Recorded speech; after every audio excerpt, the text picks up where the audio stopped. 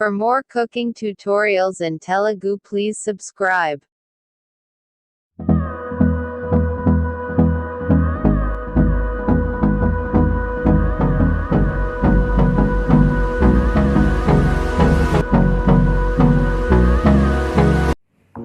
Hello friends, welcome to Vijaya వంటలు.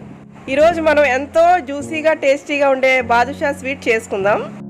ఇంకా late చేయొద్దు ఫ్రెండ్స్, ఇంగ్రీడియంట్స్ చూద్దాం. 1 కప్ మైదా పిండి తీసుకుందాం, 1 కప్ షుగర్, 2 స్పూన్ బటర్.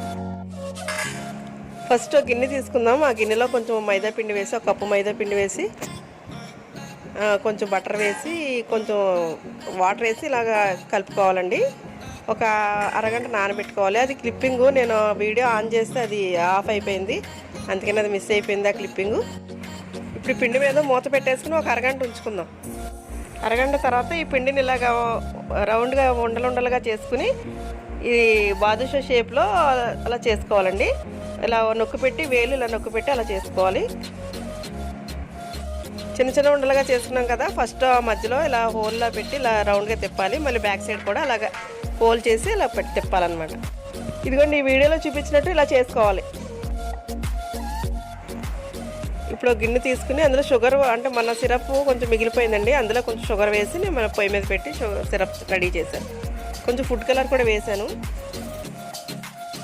ఇప్పుడు ప్యాన్ పెట్టుకుని ఆయిల్ వేసుకుని వేడిన తర్వాత ఈ బాదుషాలన్నీ ఇందులో వేసుకోవాలండి. ఈ బాగా గోల్డెన్ బ్రౌన్ కలర్ వచ్చిన తర్వాత తీసి షుగర్ సిరప్లో వేసుకోవడమే. ఈ ఫ్రై అవ్వడానికి ఒక 10 మినిట్స్ పడుతుంది. మీడియం ఫ్లేమ్లో పెట్టుకోవాలి. లో ఫ్లేమ్లో పెట్టుకుని కొంచెం వేగిన తర్వాత అటుపక్క కూడా తిప్పుకోవాలండి.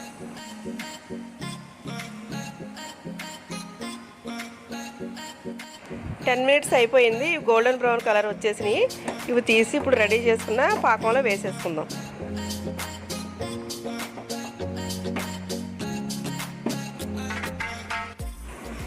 అయిపోయిందండి, టేస్టీ జ్యూసీ బాదుషా రెడీ అయిపోయింది.